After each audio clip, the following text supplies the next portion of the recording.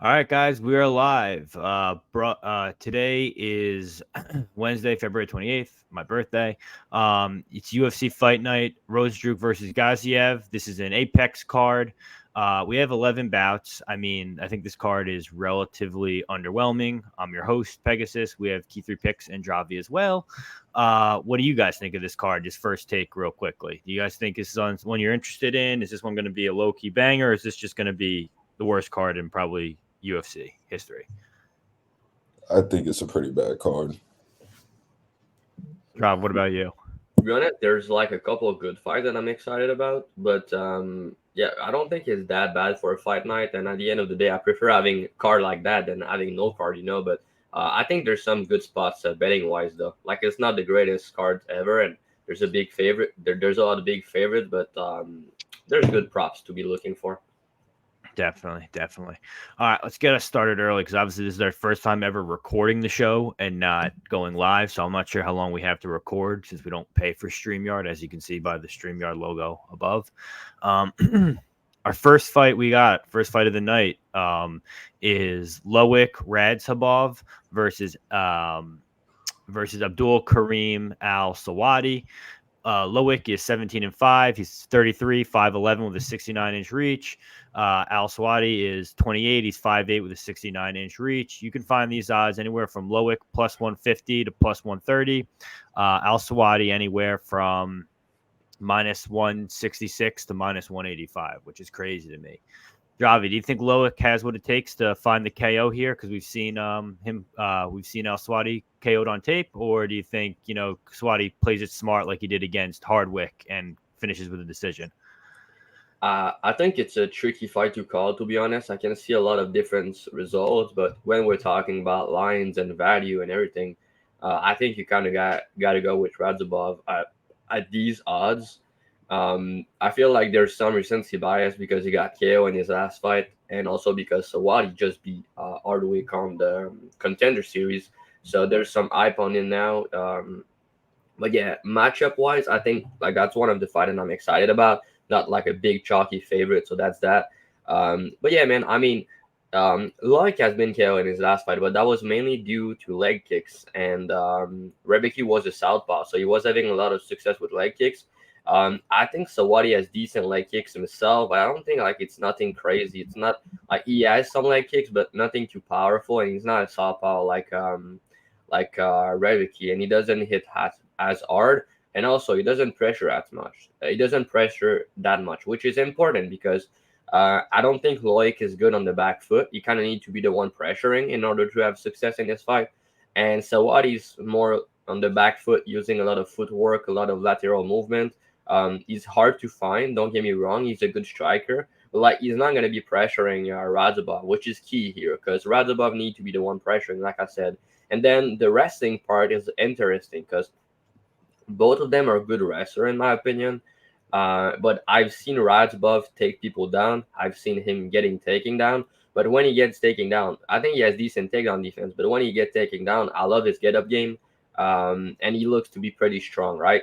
Sawadi, on the other hand, he's taking lower level guys on the regional, but I think his top game is very good. Like he has good ground and pound, good submission game, and good wrestling. But I've not really see any people trying to take him down that much. Maybe one or twice, but nothing crazy. So it's kind of hard for me to know about his takedown defense. So yeah, it's Radzhabov come here and try to take him down. I'm not too sure about how he's gonna defend them. So that's the thing for me. But yeah, I mean, I know that Loic has been KO in his last fight, but I do think he's more durable than Sawadi.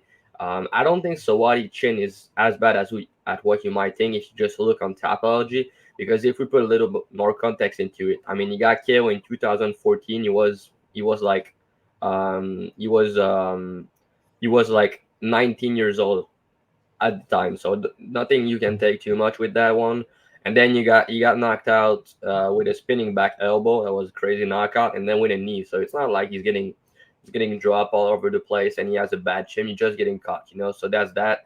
And yeah, I just mean he didn't finish much people recently, but it's important to mention that he fought Hardwick, Murphy, and Compton. They're not like Murphy and Compton are not like high level fighters, but they're pretty durable and they almost never get finished. So Yeah, I feel to me, Radzabov's gonna be the one pressuring. He's gonna be bigger and he's gonna hit harder, and I think he's more durable. So, and I think he has wrestling upside. So, with everything that I just said, I think that plus 150 is the side money line.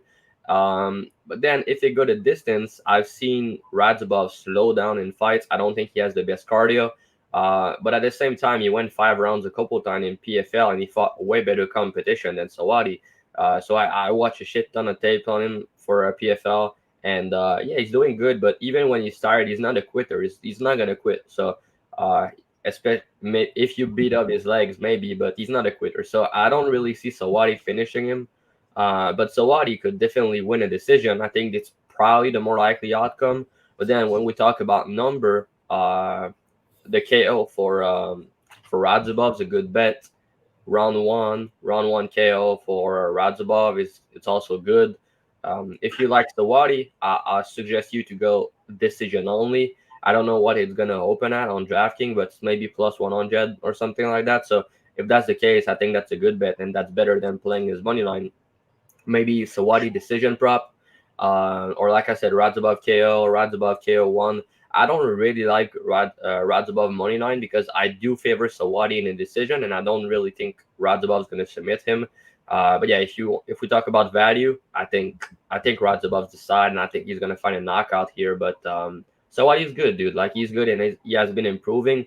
That was an impressive performance. I know you're kind of high on Ardwick, and he's a good fighter. Looked like to me he didn't show up too much in that fight personally. He did talk about it in his interview that he was not himself, but still. So what if for the perfect game plan, stay on the outside, volume, dance on the outside, and yeah, man, he's a good fighter. So that's one of the fight I'm excited about personally. And I sorry for the long breakdown, but that's one of the fight on the card that I type for the most amount of time, and I have a good read on. So yeah. Yeah, I agree with you pretty much everything you said for the most part. I'm kind of waiting. I always wait for FanDuel, Bet Rivers, and DraftKings for props just because they're usually better than Bet Online's. I agree. I'm probably gonna end up paying Loic by KO. I was looking at also.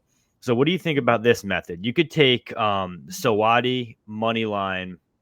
Oh, I'm sorry, Sawadi decision only. Early no bet, obviously. You could play that at plus odds and play Loic KO and kind of not arb, but you could really get value on both, right? That makes sense. So I think I'm probably gonna try and look into use the ARB calculator on Action Network and kind of like play around with the numbers and see what I can do and try and profit either way. But yeah, I kind of conclude with what you said. You covered it pretty well. Key, you got anything different? Yeah, nah. I tend to side with Loic in this fight. I don't think the El Sawadi's performance on Dana White's Contender Series was a good representation of what his UFC career would be. I'm very high on Hardwick still, and I think that he just got completely figured out. I think that the blueprint on beating him was sort of floating out there, but he just wasn't going against guys who could do it. So I think that that was a good case of Saif Saud being a great coach and being able to come into a great game plan. And El Sawadi showed a lot of IQ and didn't get in a war with Hardwick. And so I think Lloyd gets it done here, but I'm not betting this fight. Yeah, I mean, I see plus 150. I may have to take a stab at him, maybe even just for half a unit, just because I don't know. Or playing plus 3.5 is probably plus odds too. Let's go on to our next fight. This fight, I got to say, is probably one of the most fun fights to tape in a good amount of time. We have Vinicius Oliveira versus Bernardo Sopage. Vinicius is 19-3. He's 28-5'9" with a 70.5-inch reach. Bernardo Sopage is 11-2, 23-5'6" reach on the field. Sorry about that. 23-5'6" reach unavailable. You could get these guys anywhere. I'm seeing plus 131 on Sopage, but they don't have a line on fight odds for Vinicius. So I got to assume if he's plus 131, that Vinicius is probably what, minus 170, minus 161, if I had to guess. So we could start off with this fight first. I'll go first. I taped this last night live. So Paj looks like he's pretty good at everything. He's got good subs. He's got good grappling. He's got really good striking. He's coming out of that all-star camp. He's trained with Hamzat before. Fun fact, he says he's Swedish. He's actually Albanian. He's got the whole country of Albania behind him. I think he's got sharp striking. He's a heavy hitter. He's got knockout power. He's got good kicks, everything like that. I think he's going to be a star. He's so young. I mean, we watched him beating, relatively good guys. He fought this guy Tariq Ismail, who was decent at the time. I think he was 19 years old.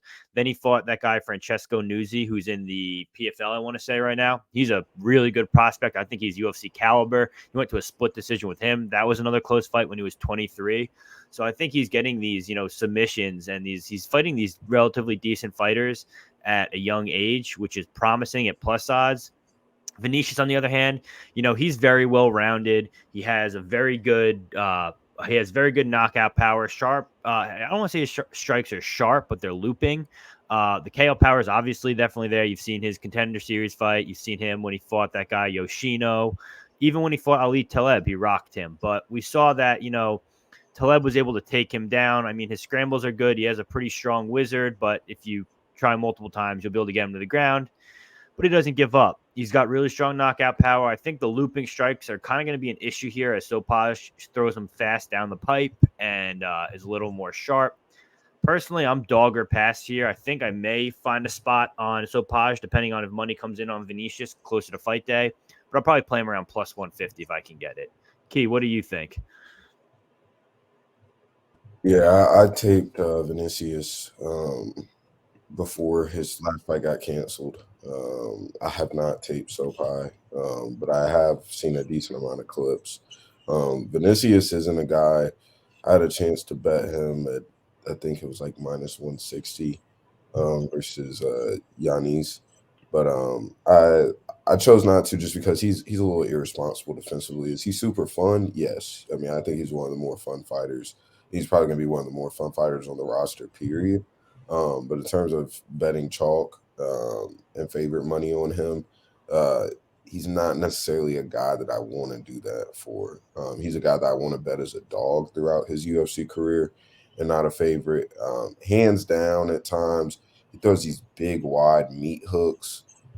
He's been chinned before, just off in the middle of one of his hooks, getting caught straight down the pipe with a right hand. He's a guy that, like I said, he's super fun. He's gonna press forward. He's gonna fight like an ape, and it's good entertainment. But that's not a guy that I want to sweat out favorite money on.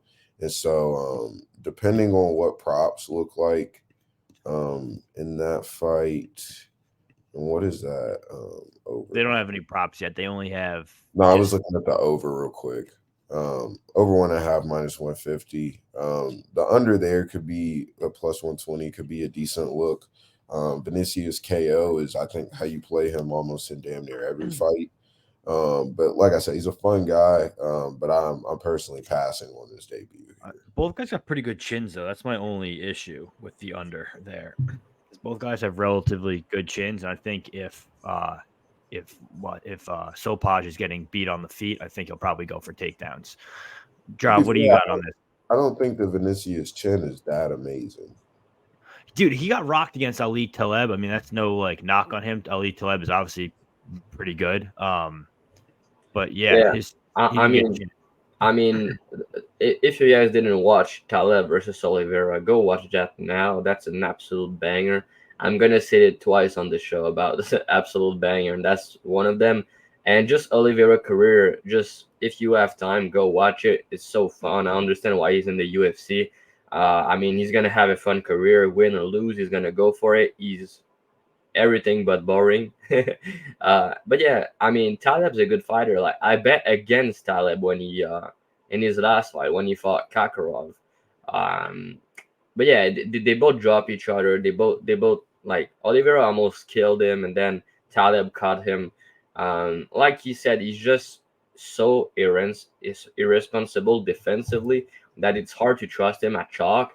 But at the same time, he's gonna go for the kill. And you guys talk about the under. It can be a good look because I mean, Oliveira is gonna fight for every minute of that under. What I'm trying to look to on tapes is like, is Sabaj gonna do the same? I know that he's kind of he loves to wrestle at times, but he does have power on the feet. And Oliveira, I do rate his takedown defense in general in his get up game. I think that he has sneaky good grappling. Um, so yeah, I'm not sure that Sabai's just gonna go out there and take him down. Oliveira is also gonna be a bit bigger than him, and he has a full camp. Obviously, Sabai's coming in on short notice, but he was supposed to fight. He was in a training camp, and if you look on his Instagram, he's around a lot of good people. Like he's one of Chimaev's boy. They've been training with each other for a long time. But also, if you look at it a little bit deeper, like he went with Cooper, he went with like the Bashat brother, Manuel Cape, all these people, Cody Garbrandt. He did train with a lot of guys, and he's very young, so he's traveling and he's going out there with high level training partner, which is good for him. And he looks to be very, very. He looks to be. You have a good mindset, and he's very young. He's Yeah. 23. Yeah, so he's my That age. I'm crazy. that Francesco Nuzzo fight, right? That he had. I think Francesco is a very good prospect. Obviously, you could tell by the PFL. Dude, he fought him when he gave him a good fight when he was 19 years old. Yeah. I mean, Newsy is a good striker. Like I've taped him for PFL. I had a bet on him when he was supposed to fight Lambo. He's a pretty good fighter. So yeah.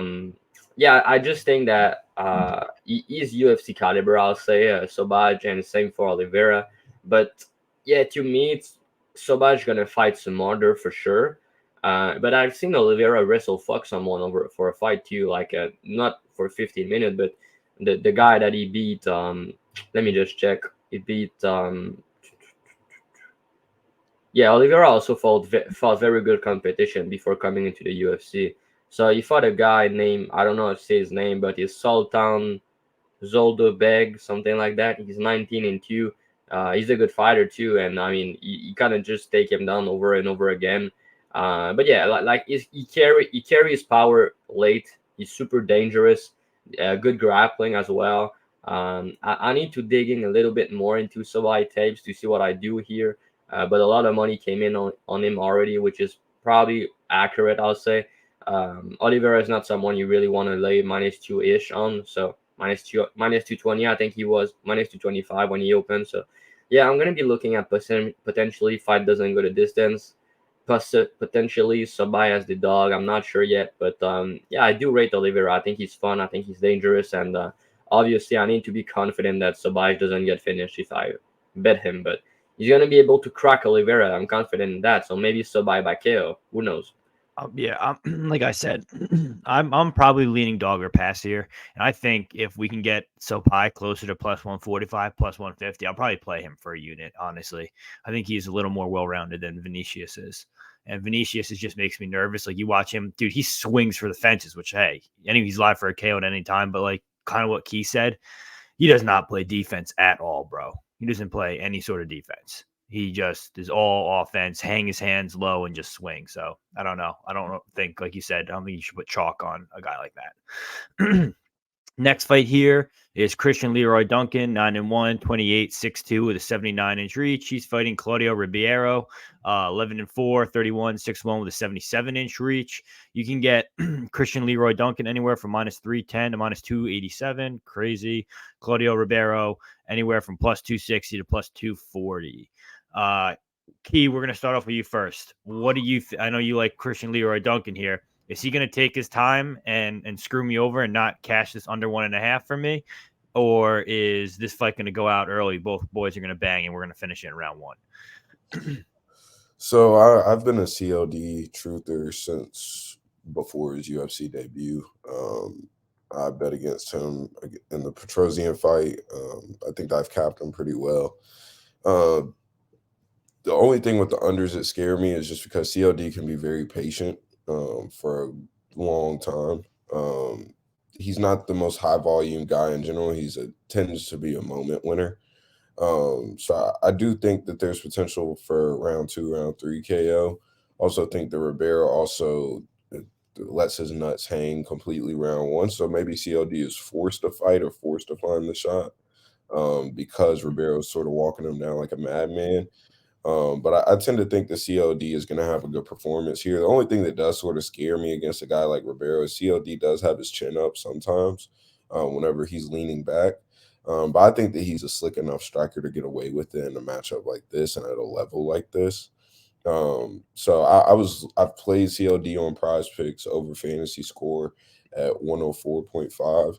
I wanted to play his KO if it got the plus money, but that's not going to happen. And I didn't realize that people were steaming his money line so crazy. Um, in my opinion, I think I've sort of missed on this fight. I had a chance at minus 180, I think. Money line settled at right after drop. Um, and then now to see it at minus 310. I'm not chasing steam. So I think CLD gets it done here. I will say, what's that? I will say CLD round 2 at plus 450 is a good look that I might end up playing. So but yeah, that's it for me on this fight. Drav, what do you think?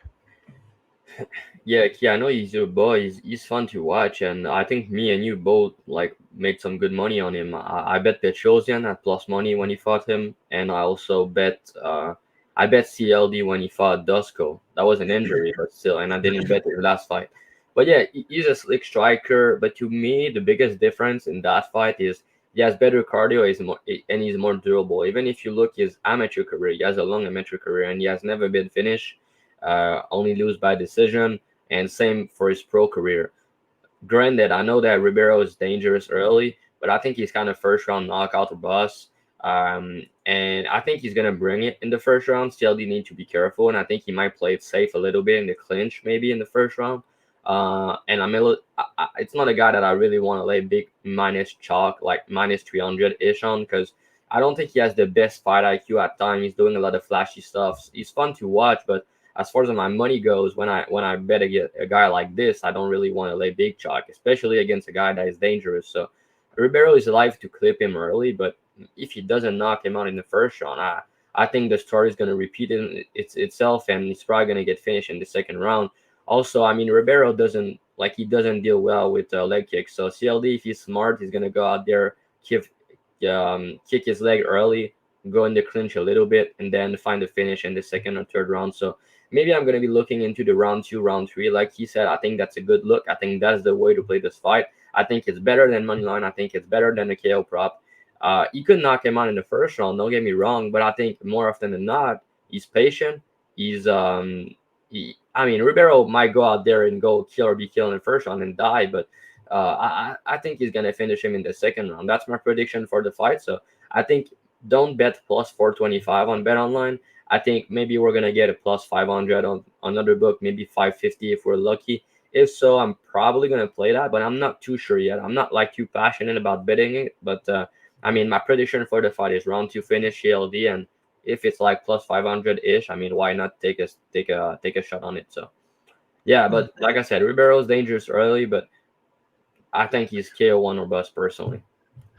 Yeah, I played the under here. I still like the under, and I'm hoping if it is in the round 2, it's early in round 2, just so I can get that. I mean, Peg, it's easy to edge. You can just put like 0.25 unit on CLD round 2 and round 3. So you're like maybe if that's a decision, it doesn't cash. But do you really think this fight going the distance?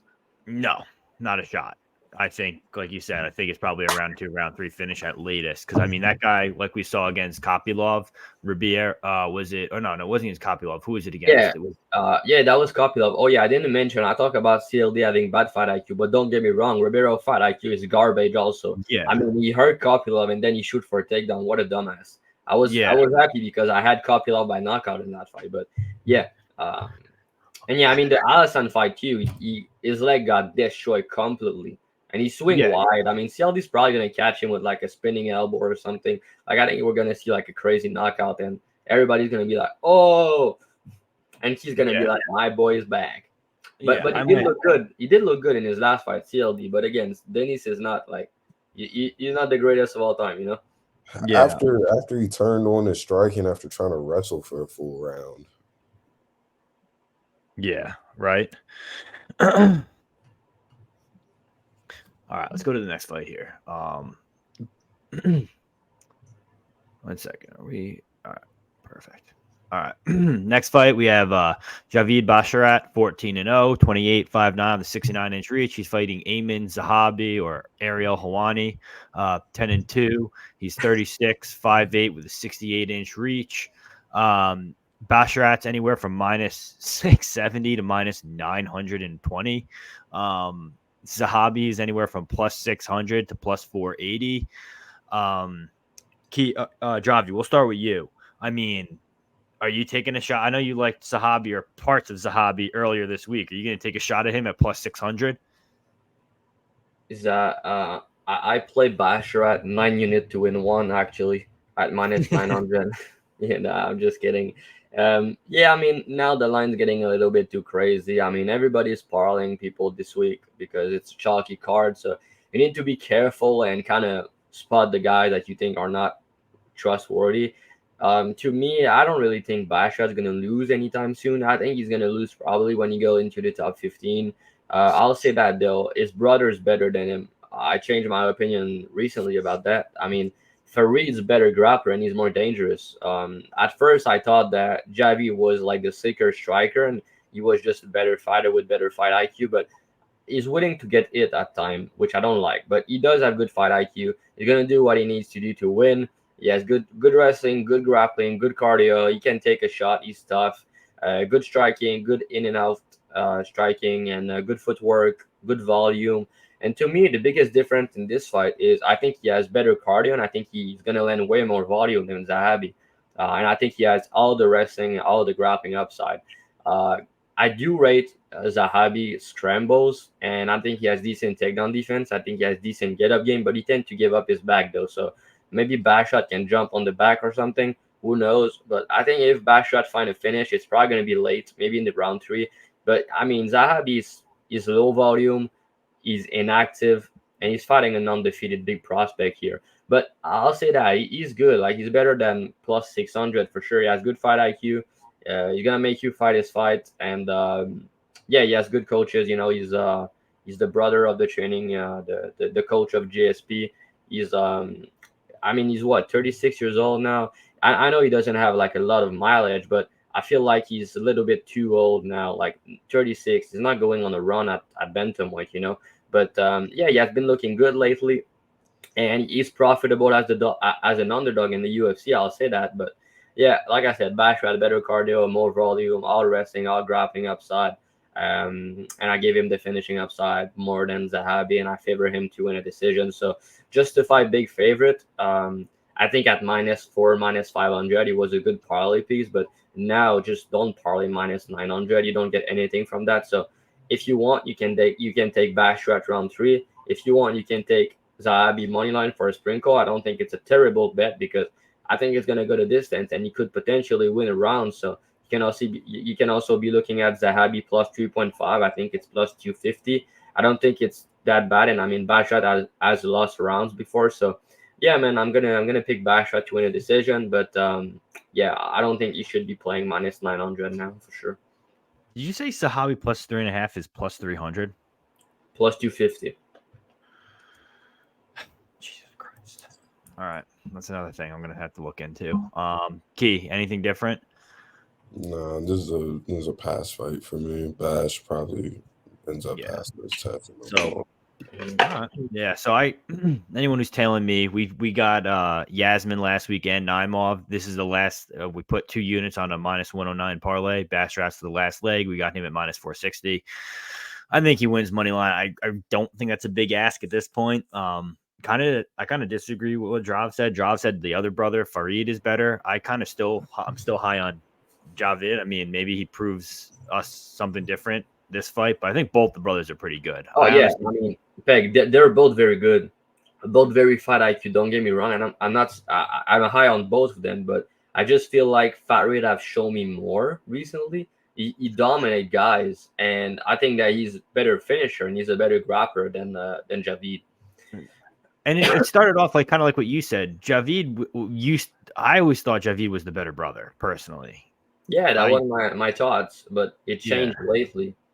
So we'll see. Well, we got to see how he performs against Zahabi. I mean, I honestly don't think this is that big of a test for him, to be completely honest. I think he's probably going to make short work of this. Make it easy. Let's go on. We don't want to spend a lot of fight on this fight. This is the fight that got rebooked. We got Ludovic Klein versus AJ Cunningham. Ludovic is 12-4-1, or I'm sorry, 24-1. He's 29-5-7 with a 73-inch reach. He is fighting AJ Cunningham, who is 29-5-10 with a 71-inch reach. We recently watched him fight that guy Steve Nguyen on Dana White Contender Series. He's a punching bag. He's Bryce Mitchell's training partner. He just stands up in front of people and gets clapped. So I think Ludovic Klein's probably going to finish him here this fight. Key, what do you think? You see anything different here? I mean, I didn't go over the odds, but Ludovic Klein is -800 and Cunningham's +550. Yeah, I bet Klein. I bet Klein against Alvarez before that fight got canceled. I'm pretty pissed about that. I thought Klein was going to have another good performance. He should here, but betting Klein at wide favorite money is nasty work. So yeah, I'm not touching this fight. Drav, anything for you? You playing this fight any certain way? I think if you were to play it, I think it's Klein inside the distance. What do you think? Yeah, probably maybe KO prop. I'm not too sure. Just fighting a low-level guy, in my opinion. I don't really rate his opponent. He's on very short notice as well, and yeah, Mr. Highlight, maybe get a highlight in this one, maybe a head kick KO, who knows, right? But yeah, I'll say that I'm impressed with Klein recently. Bahamondes fight was a very good performance from him. Bahamondes has very good takedown defense, and he's tough as fuck. And I mean, Klein hurt him, and he take him down multiple times. That was impressive to me. He looked good in the Mason Jones fight as well. And he's now at 155. He was at 145 before. He had some problem with his cardio and a tough weight cut. So I think at 155, it's better for him. He has a speed advantage over most people. Very good striker, good wrestling, good grappling too. Yeah, I don't really see this guy causing any threat. It's not a hot take. He's -800, but maybe I'll look into Klein by knockout. But I'm not I'm probably just gonna pass on this fight personally. But yeah, I was excited for Klein versus Alvarez. That was a good fight. And yeah, if you look on his Instagram, Ludovic Klein, he looks to be on all the vitamins. So he's fucking he looks juiced, dude. If you guys know the pictures that I'm talking about, it's kind of crazy. You're muted, back, I think. Yeah, he's definitely on some sort of vitamins, bro. I mean, we're in the no USADA UFC era right now. So who knows? Who knows? It's gonna take some time for this testing. What they're doing, like the NFL and FIFA testing team now, right? So I don't know how they're doing that, but it's probably gonna be pretty good. But hey, I don't know. I just send the picture in the chat if you want to look at it. What I'm talking about. Here, I'll put it up to the screen for the crowd to see here.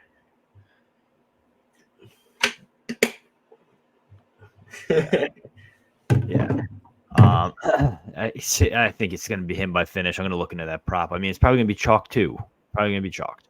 All right, let's go to the next fight here. We got Eric, ya boy, Anders, 15-8, 36-6-1 with a 75-inch reach. He's fighting Jamie Pickett, 13-10, 35. Huh? Yeah, the GOAT. 6'2 with an 80-inch reach.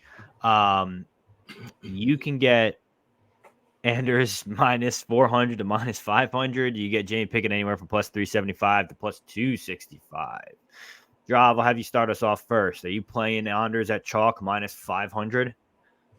No, not really. If anything, I mean, you go with the ITD from Anders. I'm just giving it a little insight because I went on Liam's show this week, and then Narco was in the chat, and he said that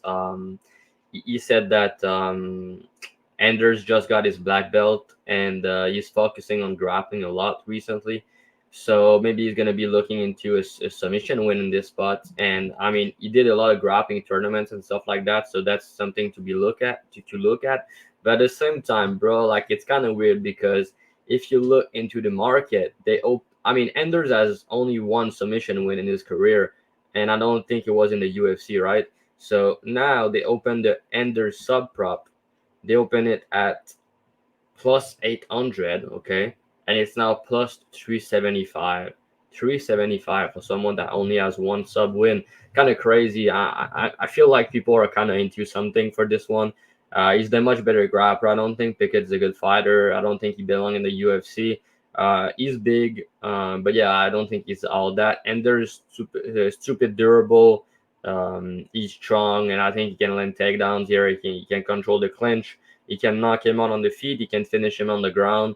I'm just not passionate, to be honest, to bet Anders in any spots. Like, he's getting older, but yeah, I mean, that's a fight he should finish. If we're being honest, just sometimes you love to control people on the fence, shoot takedown, and go to decisions. But he has been facing good. He has been facing good competition and durable guys recently. So I think Anders ITD at plus money is probably the way to go. But yeah, I'm not too sure what I'll do with this one. Probably a pass for me. Yeah, I know Anders has been doing those jiu-jitsu competitions too lately. So Yeah, he beat Aldakis in a grappling match. That was impressive. Yeah, definitely. Key, you got anything different here? Nah, I was hoping this would be some sort of close, but yeah, I have no interest here. Let me see. I'm just gonna check out the Anders subline just to entertain us. Let's see. Anders by submission plus Okay, 400. So Peg, don't listen to me at all. Okay, you spot that? Why did you say it? I just said the sub prop opened plus 800 and it's now dropped down like a lot. How is that plus 800? That's a crazy number. I mean, he has one submission win in his career and he has no submission win in the UFC. Did you play plus 800? No, I have not. But yeah, I was not ready to play Anders by sub, but at plus 800 against Pickett, it's probably a good bet. But now at plus 375 plus 400, I don't think it's good. He only has one in his career. Let's check it. What's Pickett against the sub? Let's see. I know what Pickett against the sub is 1-4, bro. Damn. Yeah, I know, but again, he got subbed by Kyle Dawkins, who's high level grappler. He got subbed by Bo Nickel, and he got subbed by I don't know, Charles Bird. Yeah. Either way, that plus 800 was probably a good number. I wish I was even paying it. Obviously, no one was. Some people were paying attention to that, but we weren't. That would have been a good line to grab. Let's move on to the next fight. I think this is probably going to be the best fight on. Maybe not. Close to the best fight on the fight card. We got Matt Schnell versus Steve Erceg. Matt Danger Schnell is 16-7. He's 34, 5'8" with a 70-inch reach. He's fighting Steve Astro Boy Erceg, 11-1, 28, 5'8" with a 68.5-inch reach. You can get Erceg anywhere from minus 370 to minus 330. You can get Schnell anywhere from plus 305 to plus 250. I'll start us off first here. I think Steve Erceg wins this fight 9 times out of 10, to be honest. I think he can win by sub. He can win by KO. I think he's hunting for his first finish here. I like Steve Erceg to win inside the distance. Not at minus 155, which is too chalky for me. I think you're better off playing either the KO or the sub. I think he's more live for the KO here just because Schnell's grappling is actually pretty good. I just did draw first. Keith, you got anything different for this? Yeah, I played Erceg over fantasy scoring prize picks. I think Schnell's durability is just so questionable at this point, even with time on. I think that there's an Erceg spot, and I'm excited to see who they give him next. Gotcha. Draw, what about you? Yeah, I mean, it's a good fight, dude. I talk about good fights. If you didn't watch Matt Schnell versus Sue Mandarji, go watch that fight back right now. That was an absolute banger. And you know what? I did bet Matt Schnell in that plus 210, I think it was. So that was a crazy fight. But yeah, the ref was patient, first of all. You got dropped multiple times, but that was an absolute banger. You kind of dogged him, and yeah, he was the better grappler, so he was able to submit him. But we know that Sue ground game is not good. He's 1-6 to the submission. So yeah, I mean, to me, it's more about like skills for skills. I don't think they have like a high difference. Like you said, you win 9 out of 10 time. I kind of disagree because 9 out of 10 time, I mean, like it should be minus 900 or seg. I Yep. don't really agree with that. I think that if you go to distance somehow and Ersheg's not finishing him, I think the fight might be close. I think Schnell could potentially win a round. But yeah, I do rate Schnell. I do rate Ersheg more. I think he's a better fighter. I love his in and out striking. He's a very good grappler as well. And to me, the biggest difference is, of course, the age. Like, I mean, Matt Schnell is 34, I think now. He's 34 years old at flyweight. He has probably making weight and he has durability issues. And Ursig is 28 years old, coming into his prime now.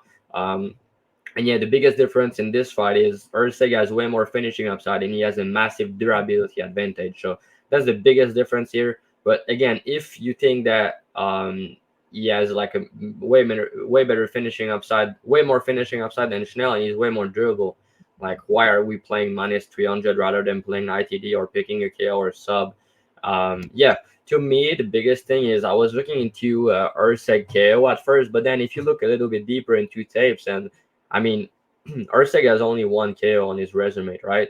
And Machnell has been knocked out a lot of times, but Urseg 2 decision in the UFC so far, so I thought that maybe we get like an insane number on the KO prop. I think it opened plus 400, but people bet that, and now the KO prop is favored over the sub.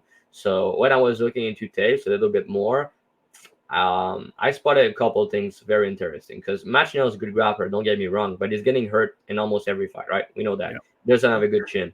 Urseg is also a very good grappler and he's more durable on the feet and he has good striking, like I said, good in and out, and he has decent power.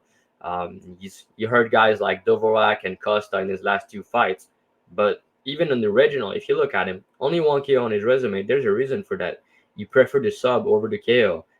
When he hurt people, he go for the club and sub. He has good guillotine, and if he hurt Schnell in this spot, Schnell's kind of a dog. I don't think he's gonna knock him out cold. I think he's gonna drop him at some point for sure, and then he's gonna jump on it and he's gonna go for the sub. That's what he does. And if Machian is not out there because he's hurt, it's gonna be easier to submit. So even if he's a good grappler, when you're hurt, it's easy to tap. And like I said, I rate Hersey grappling a lot. But yeah, to me, it's just hard to favor the KO over the sub because, like I said, yeah, he could KO him, but he's gonna knock him down. And when he does, he's gonna go for a sub. So then you play the KO prop. You're like, oh, he hurt him. He's gonna knock him out. Nope, he's gonna submit him because that's what he does. So yeah, to me, go ahead. Do you play? So instead of playing inside the distance at minus 135, do you play the sub prop at plus 225 for maybe like half a unit, and then the KO prop at plus 300 or plus 350 for a quarter of a unit? Not really. I'm gonna say what I did. I bet that this morning on Bet365. So you're probably gonna you guys probably gonna have a better number on Bet Rivers or maybe even FanDuel. But yeah, I bet Urseg ITD minus 125 for 2.5 unit to win 2. And I bet Urseg submission at plus 240 for 1.5 units. So that's a big position for me this week. Urseg finish. So if you just knock him out, I'm still going to profit. But I'm going to make a big bag if he gets a sub, which I think it's more likely path to victory. And too much money came in on the KO prop, which now the sub is favored. The sub is higher numbers than the KO because all the money came in on the KO prop. But yeah, if you watch the tapes, you're gonna see that the sub should be the method, even if match not getting KO a lot. You got knocked out by Nicolau. Nicolau's a good grappler of his own, but he has way more power than Urseg in my opinion, and he favored the knockout over the sub. After that, he got almost knocked out by Sue, and then he got clubbed and sub by Weivol.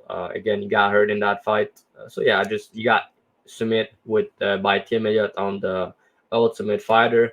Like I said, I rate his grappling, but he's someone that when he gets hurt, he's not gonna like quit. So yeah, definitely. Key, you got any? Key, do we start you off here, or did I start Dravy off? All right, cool. All right, next fight is probably going to be a boring one or a banger, but it's not really bettable. It's Umar Nurmagomedov versus Bekzat Almakhan.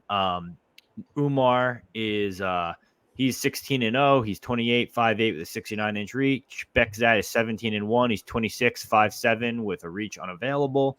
You can bet Umar Nurmagomedov anywhere from -1,000 to -1625, and you can bet Beckzat anywhere from +758 to +550. Key, I'll start you off first. Does Umar finish this guy inside the distance, or does this go to the distance, you think? If Umar plans on making a championship run within the next 12 months, I think he has to finish here. Going to decision isn't shaking nobody. I really hope that they don't give him Sandhagen after this. He doesn't deserve it, in my opinion. Yeah, maybe Sandhagen calling for it. Sandhagen is probably my favorite bantamweight, and he keeps saying like, "Yo, I'll take the fight. I'll take the fight." I'm like, dude, what are you doing? Yeah, I really wish that Sandhagen would either wait it out or fight within the top 5.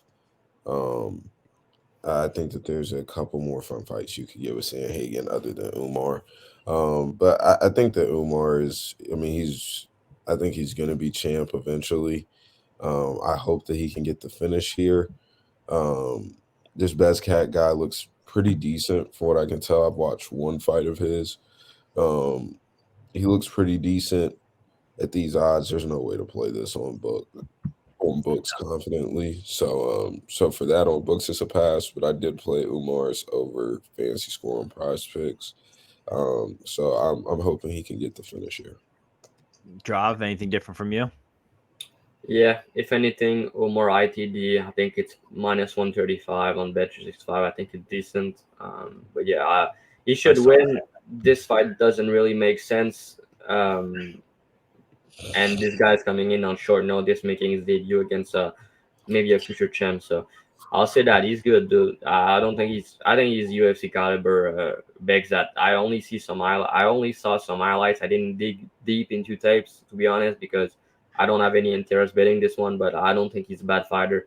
But still, he's gonna be smaller, and I think that Umar he needs to go for a finish, because if you just win a decision, this fight doesn't matter for his career. So if anything, more ITD -135 ish, I think it's a good bet. And to piggyback on what you just said too, I actually did a little bit of tape on him. That street beef thing was not real, but it was basically close to it. I honestly think if you were to give this guy Beckzat any bantamweight in the top 15, I would say, anywhere from. Definitely don't give him Jonathan Martinez, even though probably could.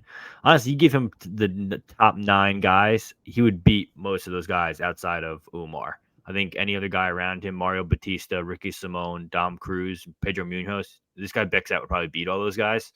So you're not beating no Mario Batista. You guys still dab him. You guys still dab him Mario Batista after his last performance? Oh yeah, I do. I definitely. The fate will be glorious. Trust me. Oh yeah. Did you bet Ricky Simone? Remember me?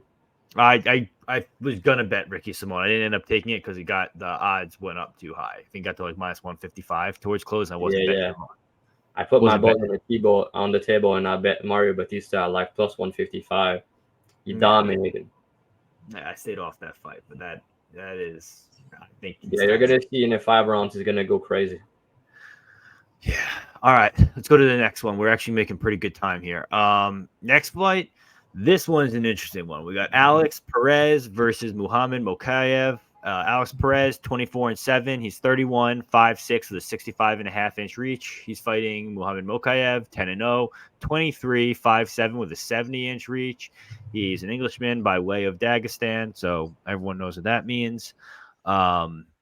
You can get Alex Perez anywhere from +289 to +240. You get Mokaev anywhere from -325 to -375. Drav, I'm going to start you off first. Do you think Mokaev finds the sub here, or do we get a little upset on our hands and we get Perez being too much too soon for this guy Mokaev, who seems to make every single fight of his close, even though he's a pretty wide favorite every time? Yeah, exactly. I mean, that's a big step up for him in this spot. I know Perez people are kind of low on Perez because he's so inactive, and he got finished in his last couple of fights. But against who, right? Got finished by Figueiredo and Pantoja. way better finisher and way more dangerous than Mokaev. Mokaev is going in the third round with lower level guys that are not even ranked or are not even in the UFC anymore. He's giving up position at time. He doesn't do much damage on top. It doesn't do much ground and pound, and he's not that good of a striker either. He has insane cardio, insane pace, and wrestling. Good chain wrestler. He's gonna go for 20 takedowns if he needs to, and he has decent grappling. But I don't think his BJJ is all that. Yeah, he needs 3 rounds to submit guys that are not like. I mean, Philo has decent grappling. I'll say that he has good grappling. He almost submit Makayev. Gordon, he's a black belt, but we know that Gordon can be trusted, right? He almost submit Mokaev, and Mokaev. I mean, I bet Mokaev ITD against Gordon, and I bet Mokaev ITD against Philo, and I think I bet him ITD again with Tim Elliott, or I had him in a party. I'm not sure. And then, bro, he made me sweat every time because like you get the finish with like 2 minutes or 1 minute left. I'm like, dude, man, like, and yeah, the finish over Cody Durden was impressive, and then he dominated Charles Johnson. But I just feel like he doesn't really cover his price tag. I know Peg, you had like a plus 3.5 on Tim Elliott last time out, and you were on your way to win that bet because he Yep. was down on the scorecard, I think, which is kind of crazy. And yeah, He to was me, in winning this on two. He was winning on two of the scorecards. Tim Elliott, too, two of them. yeah, I think that's what it was. But yeah, I feel like that's a lot. There's a lot of hype under Mokaev name, and I kind of want to go against that, against a guy that is good in Perez, in my opinion. Perez is a good striker. He's going to be the better striker in this spot. He has very good leg kicks, and he's a good wrestler of his own. He has a wrestling background, so I'm not too sure that Mokaev is just going to steamroll him. So if he doesn't, I favor Perez on the feet. And I'm not too confident that Mokaev is going to find a sub. I know people betting the sub like crazy because just wiki cap the fight a little bit. And I mean, Perez can get submitted. Don't get me wrong, but he's getting submitted against eye level Pantoja competition. and Figueiredo, two of the best Yeah, grapplers of the he division. got sub before in his career, but still, I mean, Mokaev, I don't rate his grappling that much. He's a good, like he's a fighter. Don't get me wrong. He's super active. He's a dog. He's not gonna quit. But still, I think Perez can make the fight close. Again, he's 12-1 to the decision. I think it's probably gonna go the distance. Maybe Perez cardio shit the bed because he's so inactive, doesn't have a lot of cage time in the last few years. I don't think his head is all into fighting anymore. Yeah, he opened like a little business on the side. So yeah, I mean, he's not. I don't think he's washed. I don't think he's too old. It's just that he needs to be ready for Mokai. But I think he can win like 2 rounds or maybe even find a finish. Who knows, right? But yeah, I just feel like he's getting disrespected. I bet Pantoja last time that he fought. I bet Pantoja at minus 138 against Perez, and now they say, oh, Mokai is minus 250. What's going on here? I don't really agree with that. I think that's kind of crazy. Everybody's on Mokaev. Everybody has Mokaev in the parlays. I know that. Don't get me wrong, but I feel like this line's crazy. Yeah, I agree. I kind of told you too earlier this week. He was around plus 225 on Sunday, and I was like, hey man, if Perez gets wide enough over plus 250, I'll play him. Now he's at plus 278. I still haven't played him yet because I don't think the money's done coming in on Mokaev. I think it's going to continue as people more parlay him. I'll probably play Perez for a sprinkle at plus 300 just because, it's close. Also, the plus 3.5 is pretty good. I think it's plus 170 on Perez, plus 3.5. So, I mean, we've seen this guy Mokaev lose rounds against Malcolm Gordon. So why can he not lose a round against this guy Perez? We got to see. I think I'm going to base that also depending on how he looks on the scale. If he looks on the scale shredded, we saw him, training with Cody Garbrandt for Cody Garbrandt's last fight. And Cody looked good. So, I mean, it could be promising. Not like Perez is a bad fighter. He only lost to the two champs. So, not a crazy loss. Key, what do you think? Plus 135 for the plus 2.5. I don't think it's good. No. Okay. Key, anything? Yeah, I'm probably gonna end up on the Perez side. I want to see how far these chalk parlays go to sort of steam Makaev a little more. But I mean, I don't think people understand. Like Makaev is literally gonna lose if he doesn't get that round 3 sub against Tim Elliott. Like scorecards, Yeah. he was down. Um, this is way too big of a jump.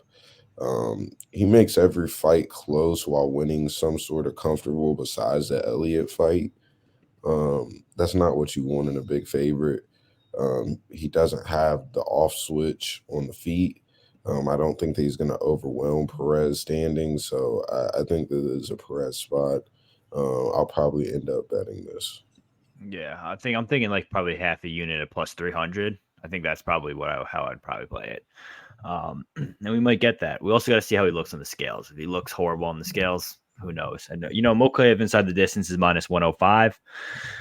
Not horrible, but I don't know. Probably gonna stay away from that.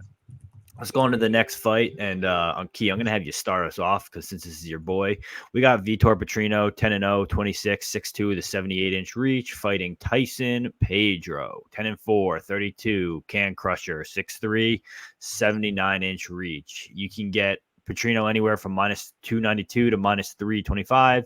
Pedro anywhere from plus 260 to plus 225. Key, does Pedro get exposed for the can crusher that he is and just lose in round 1 or 2 and then back to crushing cans, or does he actually upset Vitor Petrino and stop the hype train run? So we have 5 minutes of hell. It's 5 minutes of hell for Pedro. That's all we got. I will say plus 900 now. The round 1 KO.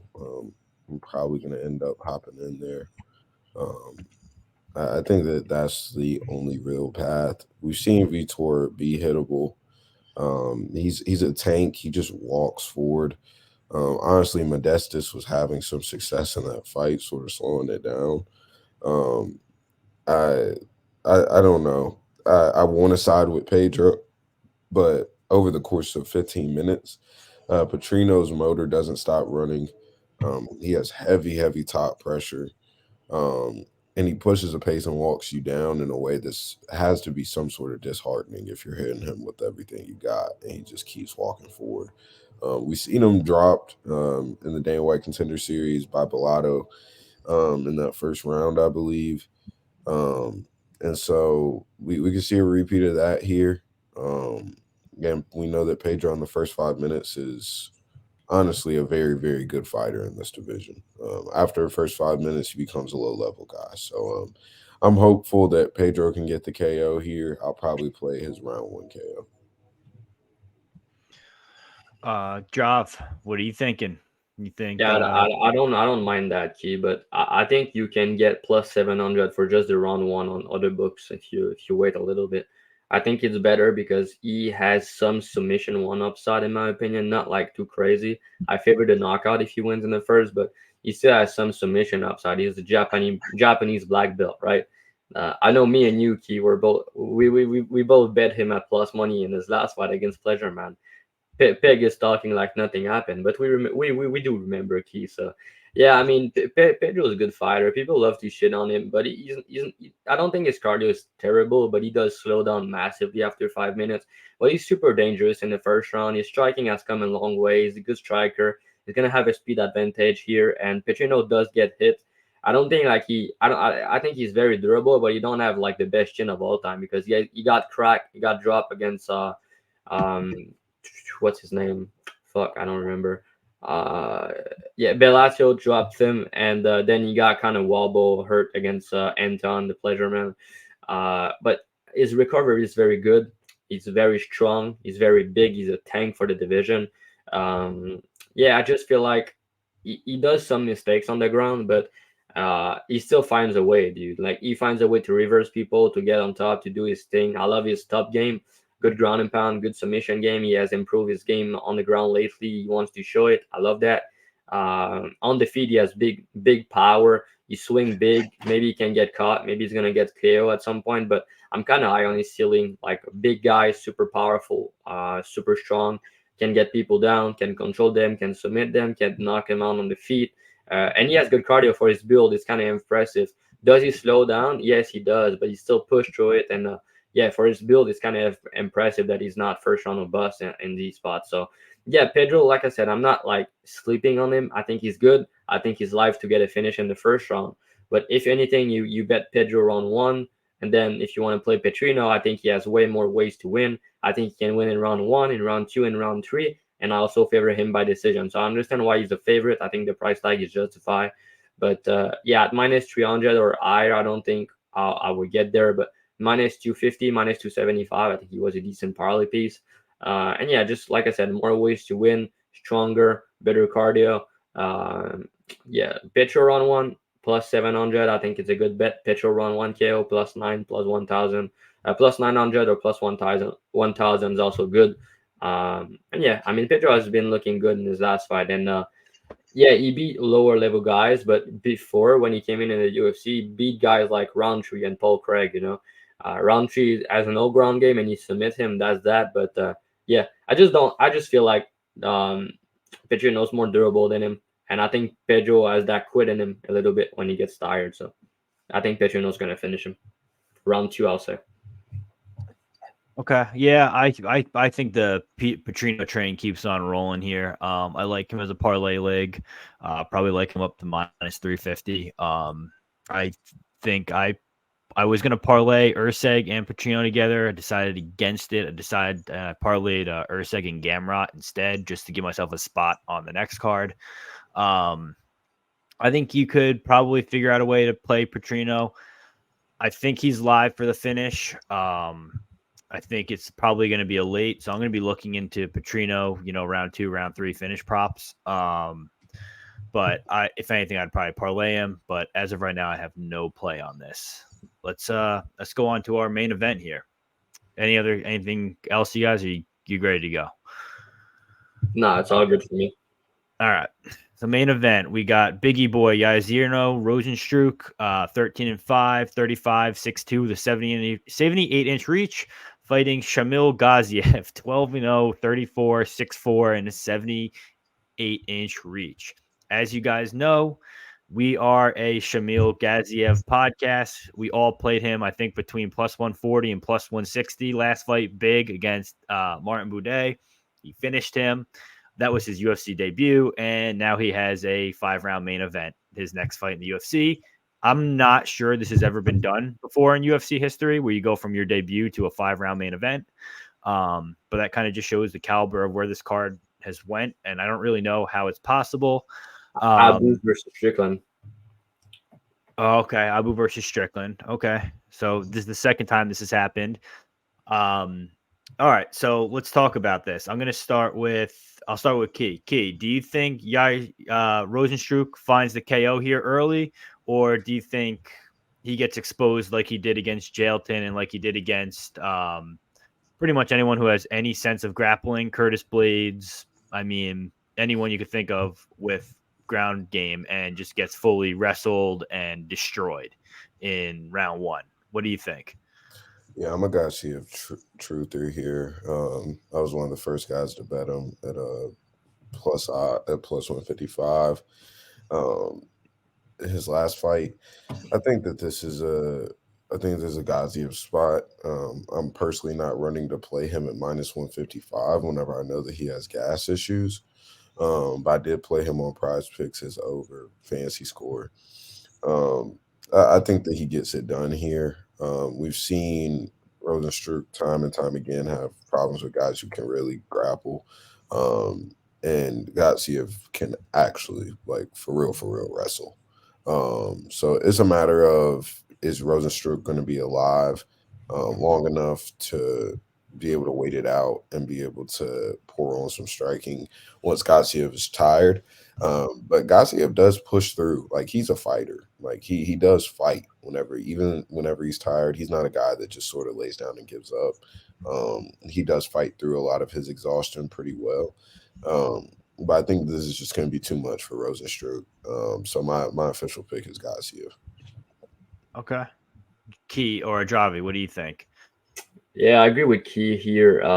At first, I thought the line was maybe too crazy for Rozenstruik, because, like, to go from a UFC debut on the prelims, then going to a main event against a guy that has been in the top 10 for a long time, that's a big step up in competition for me. And we know that Rozenstruik he has good cardio, he carries power late, and he's a good striker. He has good counter shots, and I feel like Gaziev trusts his striking a little bit too much, and he might get sniped when he rushed in. But yeah, I mean, Rozenstruik is kind of KO or bust here, in my opinion. But at the same time, I think that Gaziev, if he doesn't finish him under like 8 minutes, I think the fight's gonna get sweaty for him. But yeah, he has all the grappling, all the wrestling upside. He can compete on the feet. You're probably gonna pressure him. He looks to be strong, and he really looked good in his last fight. But I'll say that I bet him in his last fight with y'all guys. So I got plus 160 for 2 units. But then he's minus 160 against a better opponent. And a more dangerous guy too. So yeah, I'm probably just gonna end up passing on this one, and I want to see how he does. I'm gonna be rooting for him. He looks to be funny on Twitter too, so it's good for him. I feel like it's cool to see some new blood in the division. I don't think Rosenstruck is all that, but he does have good striking, he does have good power, and he does carry his power late, so that's a concern. We know that Gaziev can slow down, but I don't think his cardio as bad as what people think. And yeah, maybe a takedown and that's the fight. So I'm probably gonna pass, but if anything, if I were to bet this fight, I'll be looking into maybe Gaziev by sub. It's a big number. Okay, I did not know that. How big of a number are we talking? I didn't even really look into props for this fight. Plus 250, I think. Let me check.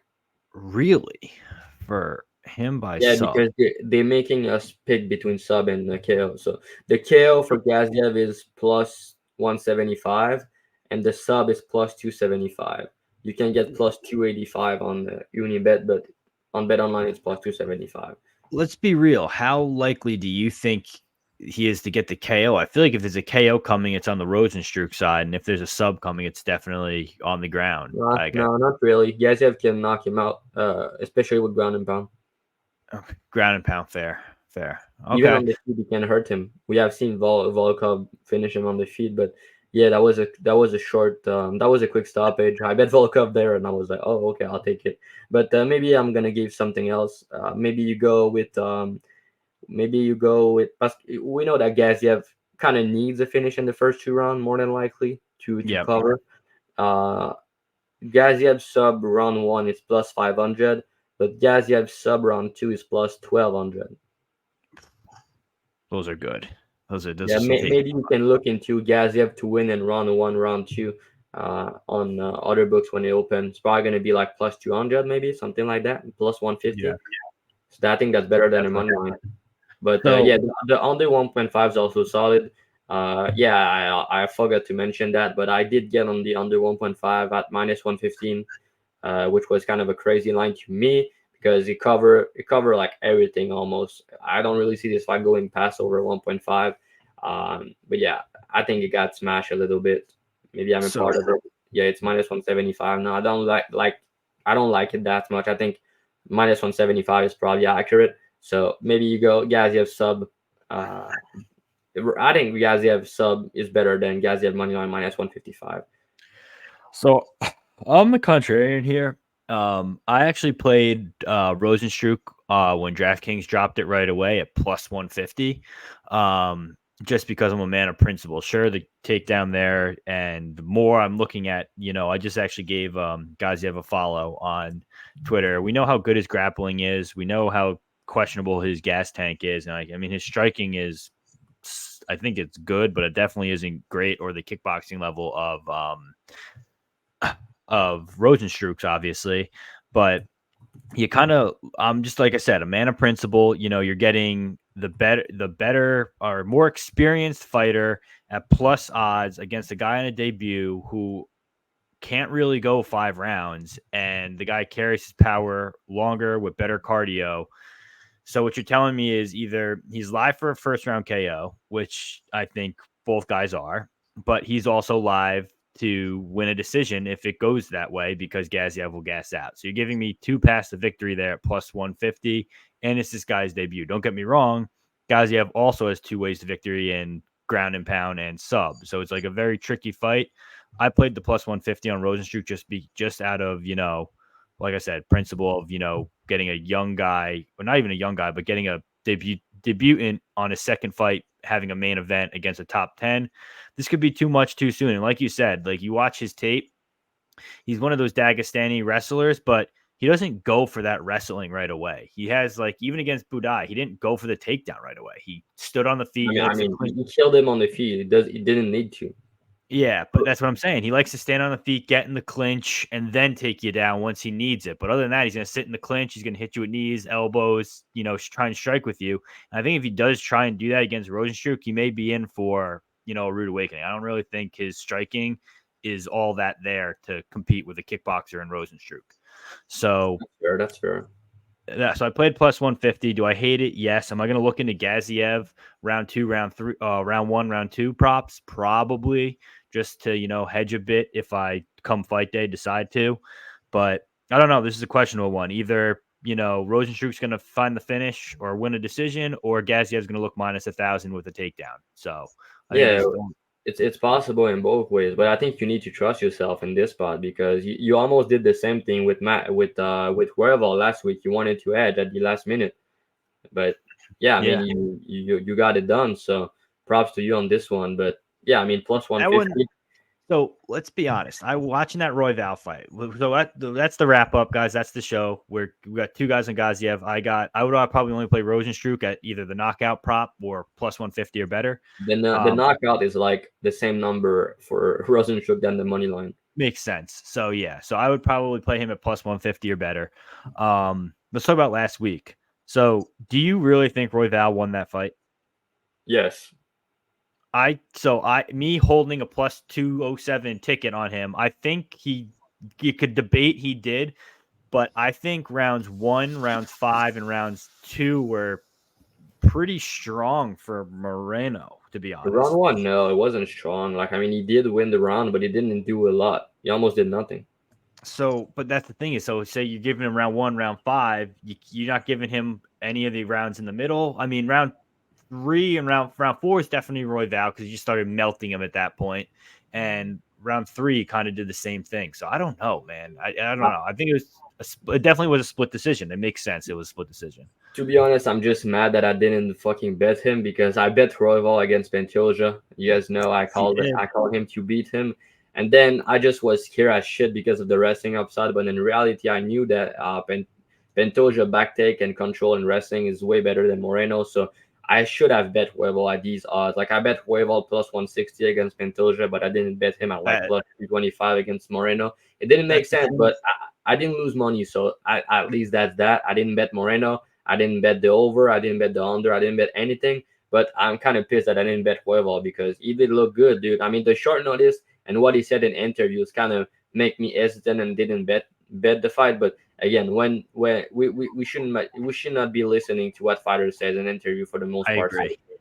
And I'm to double up on exactly what you said. So you go back and look at that Pantoja fight. Royval's best 2 rounds are round 4 and round 5. He's got that dog in him.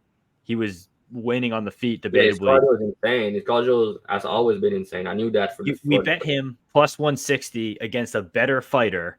And now we're getting him plus 200 against a lesser fighter. Sure, it was quote unquote short notice, but it was actually like 4 weeks, 5 weeks. So it wasn't that short notice. A camp could be anywhere from 6 to 8 weeks.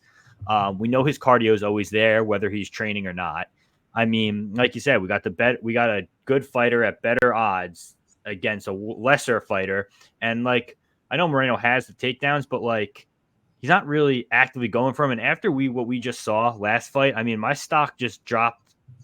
It was not high on Moreno before, but now it's even lower. I mean, I don't know what his game plan was there with the high shell and the overhook right, and like he just kept throwing that over and over again. He's usually not that guy. I don't know. I don't know what he did. Maybe it was just a bad performance again. Maybe because of his fans, he was stressed. I don't know what happened, but the fact that he didn't pursue takedowns like crazy. And the fact that he didn't chew much volume and was on the back foot for the most part, that was kind of crazy. I don't know why he did that. Like, I don't know. I don't think he's washed, but it was not a good performance. I know some people call that the fight will play out that way. So props to them. But to me, I was kind of thinking that Moreno would win a decision, which was a close decision. Could have potentially go either way, like you said. But I still think that Royval won the fight. Yeah, and also Royval, the first fight they had, when he was touching him, he was hurting Moreno. So I don't know. In the first fight. Raw dog. I don't know. I thought plus 200 on Raw Dog, and he had a torn knee. I mean, dude, he's got that dog in him. Yeah, he got that dog, that's for sure. So, Key, you got anything to say? No, I'm. That was honestly very disappointing for Moreno. I don't know what the fuck that game plan was. Because you were a big Moreno guy going on when I took that bet and sent it in. You were like, "Oh, Moreno." Yeah. Like he's. I mean, I had a weird feeling once it got closer to the fight that Moreno wouldn't look minus 300 and that the fight would be somewhat close. But I expected Moreno to wrestle way more, and I expect him to use his jab. I mean, he was just throwing winging overhands for the whole fight. Crazy. And in round one, it was fine. But I thought after round one, he would start to up his pace. He started to see everything that Royval was doing. And then from there, he'd be able to use his jab and really get into a rhythm. And instead, he was just, it seems as if there was too much training with boxing gloves, because he was just completely fine with just having a high shell, taking a bunch of shots, and then throwing a lame ass overhand. So Yeah. I hope that this isn't the end of Moreno, but being in war after war with Figgy and Pantoja has to take years off your fighting. Dude, I think he For weighed sure. on him. I think you're absolutely right. I think those two fights weighed on him way too much because, we've watched his athleticism slowly decline. Like the athleticism he had when he was fighting Figgy wasn't really even there in the Pantoja fight. Sure, it was a dog fight, but that athleticism wasn't there. Now it's looking even less. So, I mean, he's 31, right? So it's kind of too young to call it over for him. That's like the athletic prime for some of these guys, but I don't know. You got to see what can he possibly change. He's pretty well rounded and he's pretty good everywhere. I don't know how much more room there is for improvement. And then what's next for him? Who do they give him next at Henry 125? Cejudo. That I like that fight. I actually like that fight. I saw Henry call for it. I think it's a good idea personally. But Who you got, Key? I don't want to see Cejudo beat Moreno, but I would probably bet Cejudo at dog odds. I'll be playing Moreno in that fight. At chalk? How chalky you think it'll be? Give me a line. Minus 150, minus 175 Moreno, probably.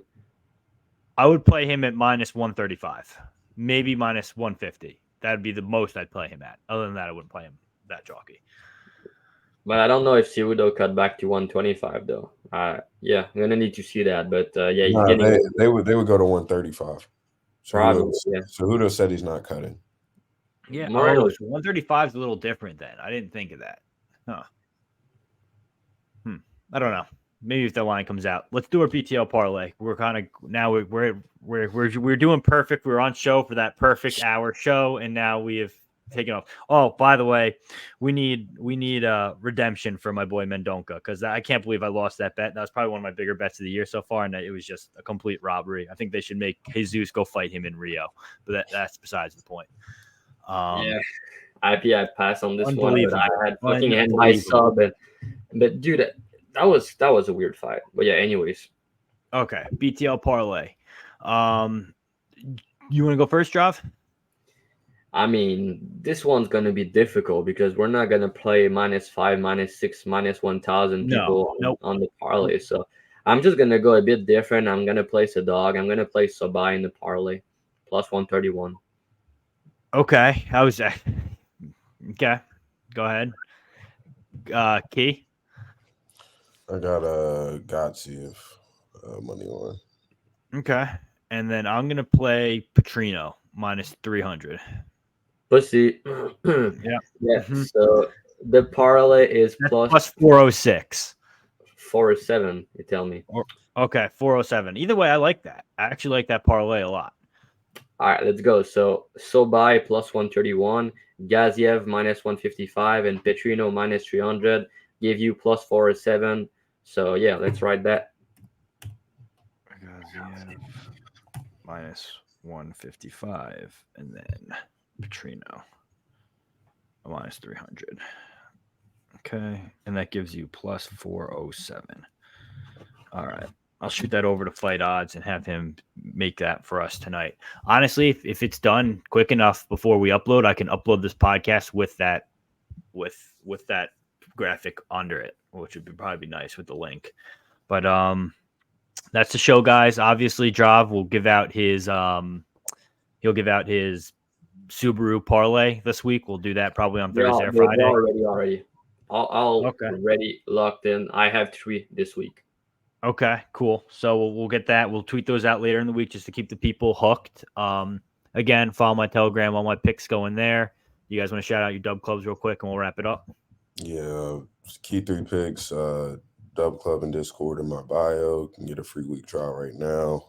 We haven't lost any event this whole year. 7 for 7 on profitable events so far.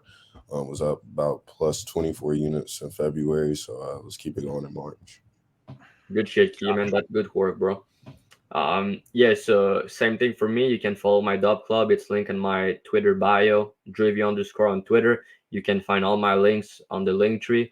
And yeah, I still run the 50% promo on my dub club, but it's still the end of the month, and we know that February only have 29 days. So we are the 28th right now, so you have till tomorrow to sign up. If not, the price going to be back to normal for March. I'm up 40 units this year, so I want to keep the train rolling. If you guys want to cash with me, let's get it. And yeah, I'm excited for this card betting wise. I have a lot of big props, and yeah, man, let's get back on track. And So 299 is going to be a big ass card. I already have some bets locked in, so I'm going to tell you guys right now, I'm going to be a big card for me, and you don't want to miss it. So you can sign up now. You get 50% off, and you get the 299. I have a max bet up already for this card. Then yeah, man, let's get it. So yeah, like I said, my Telegram also, again, to reiterate, my birthday. Don't be rude. Wish me a happy birthday in the comment section. Comment, like, subscribe, whatever it is. We're here for you guys every week. We give out a lot of picks. We need a little more promotion on the page, guys. All right. Thanks for tuning in. We're gonna drop this recording tonight, normal time. All right, guys. Have a good week. We'll see you next week. We have a special guest for $2.99, and we will see you there.